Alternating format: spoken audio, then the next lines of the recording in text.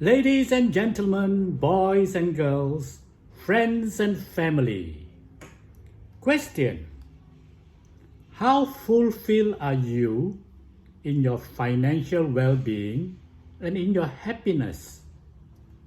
Do you know where we are today in terms of our happiness, including our mental health and our financial well-being, has been determined and continues to be determined by two major elements, two major factors.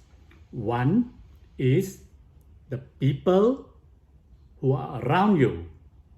Two is the environment. All right, when I was a little kid, I look at my parents and I love them and they love me.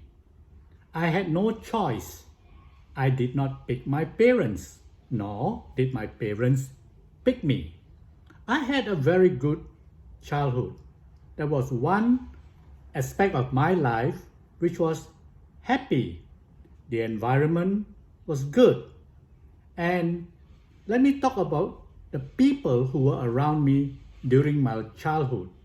They were, of course, my parents. They brought me up. They gave me love. They gave me warmth, comfort, food, and they gave me love. Besides that, they gave me a lot of nurturing. And because of that, I have this security within me. I feel that I can interact with people more comfortably and more lovingly because of the initial love that my parents gave to me when I was a little kid, when I was growing up. And even as I was growing up, together into my young days, below 10 years old, the other people who were around me were my siblings, my cousins, the kids who were my neighbors. We played, we had a good time, we enjoyed life, we even played in the rain, we played all sorts of games. Of course, the games those days were very, very different. The sports were very different from what we have today. We enjoyed ourselves, we played with fighting fish, we played with fighting spiders, and our parents trusted us wherever we went. I walked to school even when I was 6 or 7 years old, and I could fend for myself and cater for my food and do my homework. Of course, my parents were there to take care of me, and even my older siblings were there to guide me and to give me the love and the comfort. I do not truly remember whether we had any sibling or major sibling rivalries or that we fought against each other. I don't think we had. We had a very loving environment when we grew up. The other people that would influence your life and my life are the friends that we keep. Of course, when we were little, when we were in school, most of our friends were actually our classmates. The people we grew up, they were the same age as us. They were boys, they're girls. We didn't make much difference between what background they were and what gender they were and what kind of wealth that they have. We had no idea, in fact, whether they come from a rich family or a poor family. We shared everything very openly. So those were the friends that influenced us and gave us the kind of development in our young lives. And of course, there were those teachers. We had teachers that were extremely good, very, very deep in their teaching. We had teachers that came from America, teachers that were in the American field force, and they came and taught us, of course, from a different culture, but we also learned from them, from the level of the commitment and the English. And the schools that we went to when I was young was all in English medium. So I read books in English, I studied in English, and I conversed with all my friends, my teachers, and even my parents in English. I do not profess to say that my English is fantastic. However, I do understand a fairly high level of spoken and written English. And as I grew up into the teenage years, and then I went into the working world, the other people who were around me that influenced my life are, of course, my working colleagues, friends that we make in the office from different departments, different age group, where they came from. We had no training whatsoever on how to make friends. It was just a natural process. Whatever they tell us, we listen, and we went out for meals with them, for drinks, etc.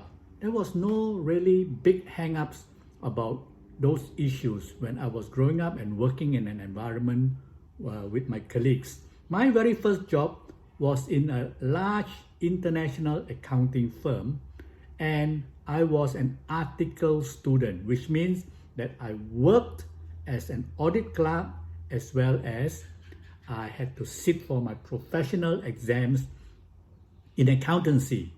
So it was a double kind of requirement and commitment for me, where I worked sometimes 7, 8, 9 hours a day, and in the evening I had to do a correspondence course in accountancy, and we had to hand up our papers to be sent to the school over in London to be marked, and we have to score a certain point because our boss is very, very particular about our commitment and our schedule and our completion of all our papers before we sit for the various exams at the end of the year. Our boss had a very, very strict regime, and he uses his ways of controlling our program so that we ensure that we young people will comply.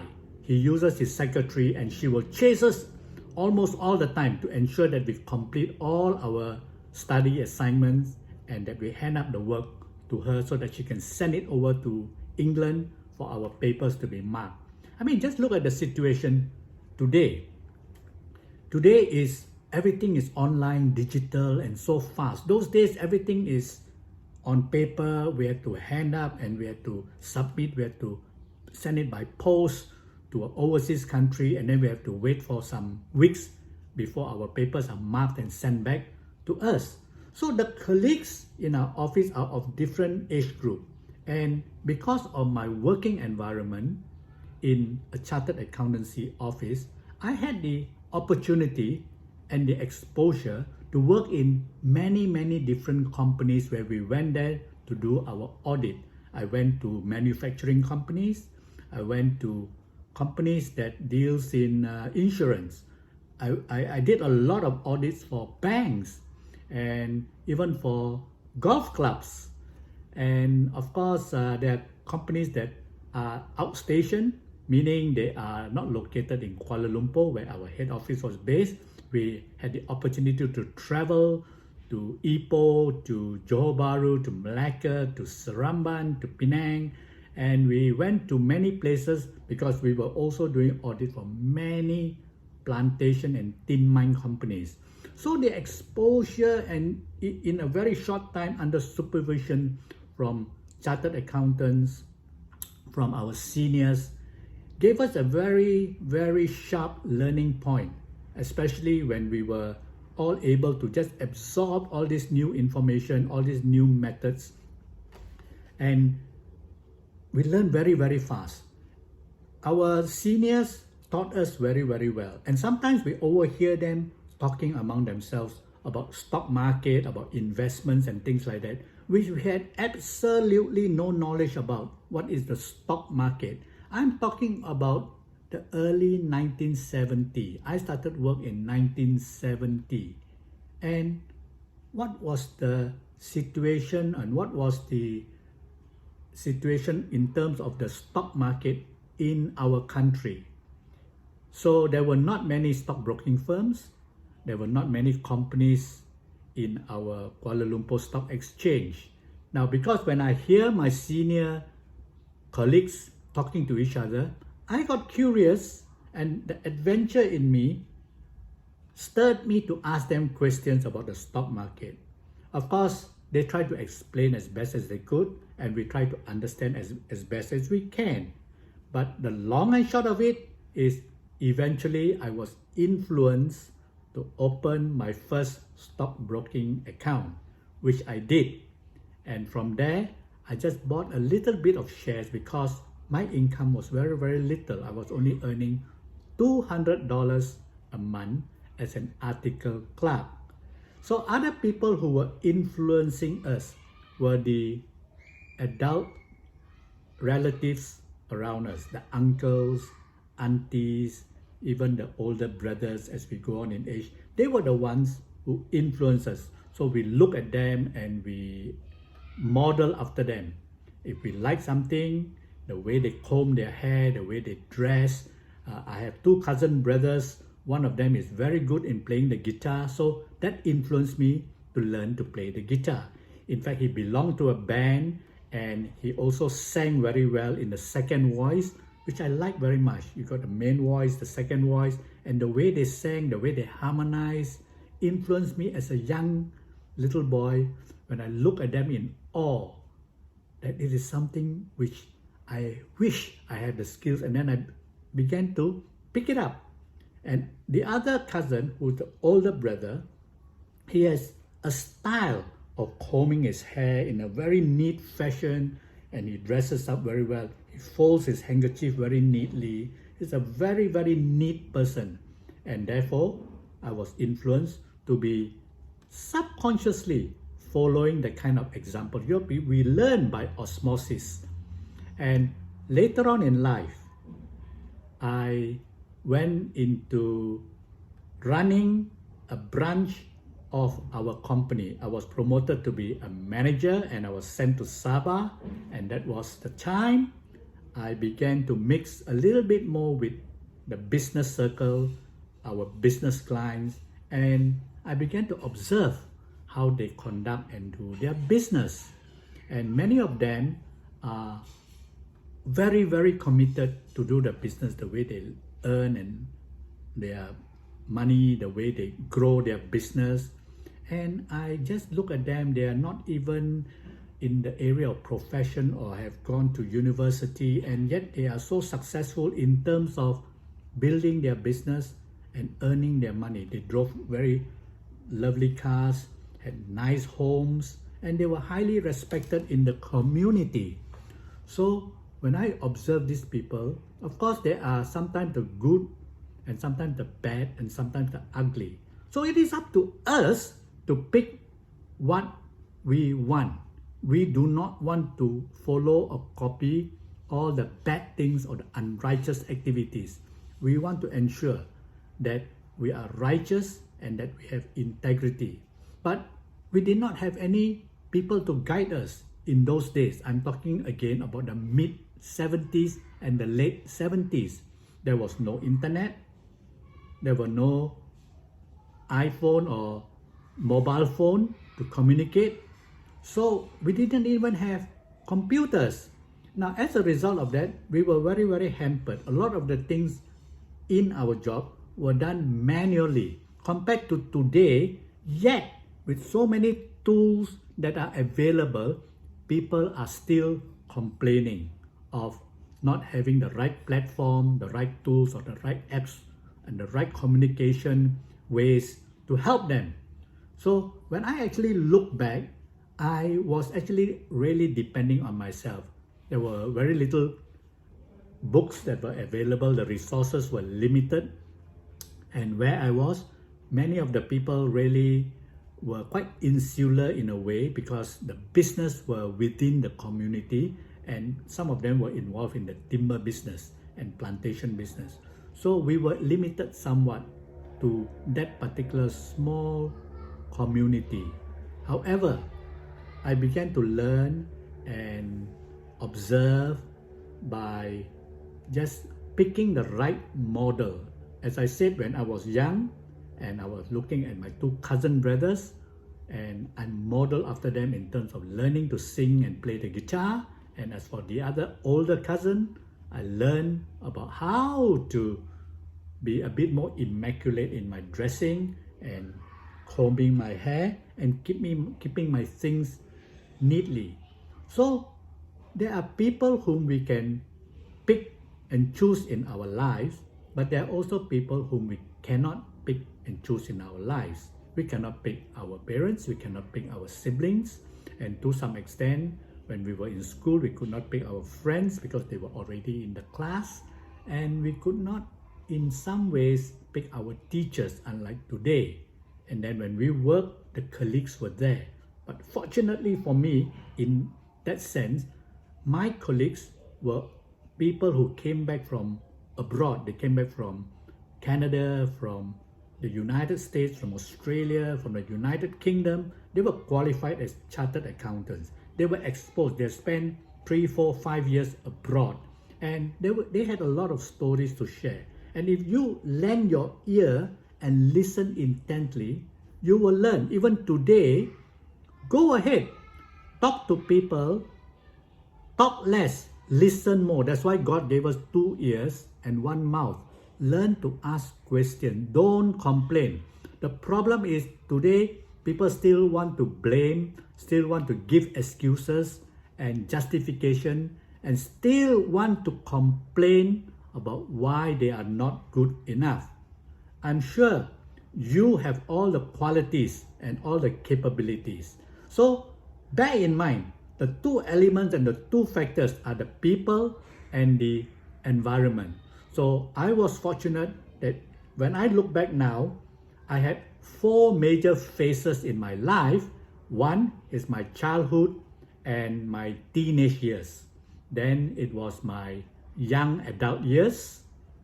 And then it was my married years where I became a father. And then I became a professional man. And eventually I retired to become an investor and a businessman.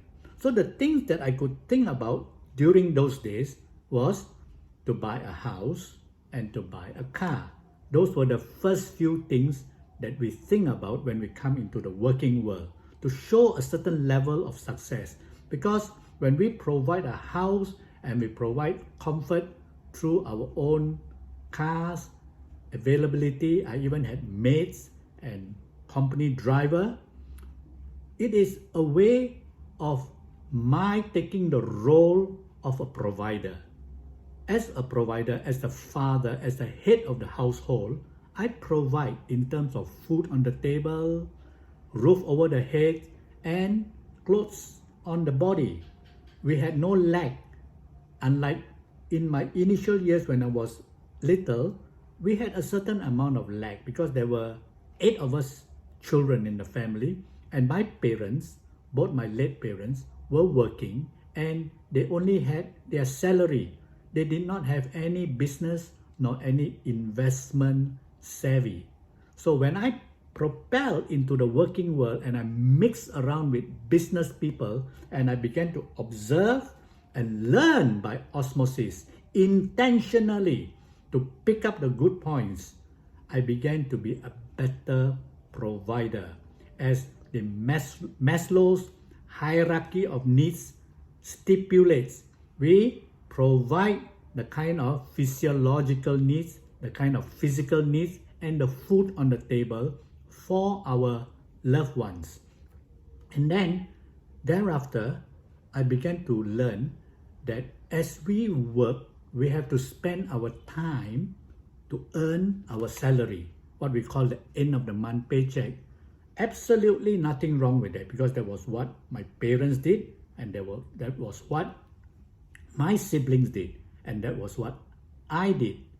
Then I began to attend seminars and personal development programs, and I began to learn about passive income and active income. I've never heard of the term passive income before.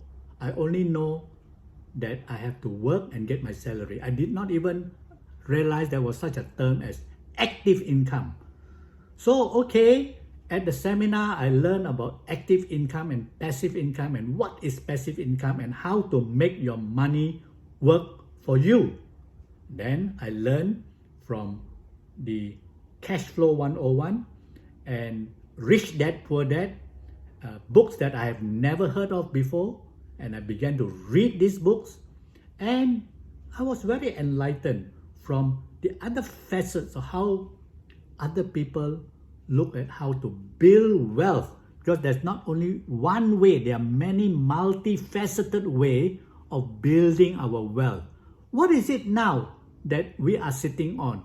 What is our situation? Where are we now in terms of our financial well-being, in terms of our fulfillment, in terms of our happiness? If you were given a scale of 1 to 10, where would you put your happiness? Where would you put your fulfillment? Have we got enough? Have we got a situation where we are so entrapped into our comfort zone, have a happy retired life, happy-go-lucky, easy-going, don't want to take any more risks, we are too old to learn anything, and the kind of language, the kind of things we tell ourselves spins in our mind, our self-talk and our self-thoughts. These are occurring by the hundreds of thousands and zillions of information decisions that is going through in our inner self, in our DNA, in our cells. So what are we living for today? After reaching a certain age and have achieved a certain stage of our life, where do we go? So when I ask myself now, what is the purpose of my life now? I would look at it as growth and contribution. What does that mean? I want to grow. If I don't grow, I will die. So how do I grow? I want to grow in terms of learning more things, getting new knowledge, and also learning how the young people work today, because they are the passionate, creative, and innovative people. These are the millennials. There are 1.8 billion millennials compared to 1.2 billion baby boomers like me and my peers. We have so much to learn from the millennials. They have new ways of doing things. There are new things in the market. There are new things in the business world. If we don't grow and we don't learn, we will die. What is the purpose of learning and growing? For me, is to contribute. Contribute to what? To a better world. For example, what does it mean by a better world? It says in the United Nations SDGs, there are 17 SDGs, the Sustainable Development Goals of the United Nations. The number one goal states no poverty. What does that mean? No poverty. If you look across the world now, there's so much poverty that is unbelievable, that we are just living next to the poverty, next to sufferings, and next to people who are really not sure where they're going to get their next meal from. Therefore, I ask you, friends, being caught in our own comfort zone is okay. It's our choice, individual choice. But for me, I'm saying that I reached this stage of my life one way or another because of two factors. One, the various people around me. Number two is the environment.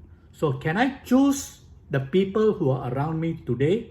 Of course, I have a choice. I will pick successful people, people who are positive, people who are passionate, people who are knowledgeable, wise. They can guide me. I can ask them questions. People who are professionals. These are the people who can guide me. Similarly, I must recognize that I must be a daily learner. I need to learn new things. I want to learn new things so that I grow. How do I learn? By total immersion, learning on a very intentional and concerted basis, that I learn and grow and improve my well-being. As a result of that, I will improve my communication skills, I will improve my understanding, ability to listen, and I will also improve my financial well-being as well as my health. So the four things that are important in life is health, wealth, love, and happiness. So happiness is fulfillment.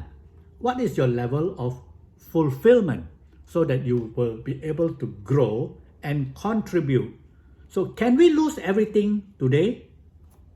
Don't be surprised, we can. We do not know what is happening, and many things that are happening in this world today are well beyond our control. We truly do not know what is going to happen in the next disruption. What's going to happen? We don't know. Even our relationship with our own adult children, are we nurturing that relationship so that there is so intimate love between our loved ones, our family, our grandchildren? I am spending time nurturing relationship between myself, my wife, and my adult children and my grandchildren on a day-to-day basis. I need help, you need help. All of us need to nurture this relationship. And bear in mind, whatever you have built up for yourself financially, make sure and go with clarity in your mind to list down your entire investment portfolio, all your assets that you have, your bank accounts, your investments, etc. Make sure it's clear and ensure that you have a proper will that you have written out clearly, because one day we are going to leave this world. We do not know when. It is up to our God, up to our Almighty. We live a good life, continue to grow so that we can contribute and make an impact. The number one Sustainable Development Goal in the United Nations says no poverty. Therefore, we need to take away this poverty mentality in our head and ask ourselves how we can urgently and passionately step out of our comfort zone to give whatever we can to help others. Your time, your talent, and your treasures. These are all within your choice. You can make this choice within your will. Friends, thank you for listening. My YouTube channel is to help us improve our financial intelligence and financial literacy. If you have not subscribed, please click the subscribe button and also please comment and mention some of the points that you have so that we can all benefit from your contribution. Thank you very much.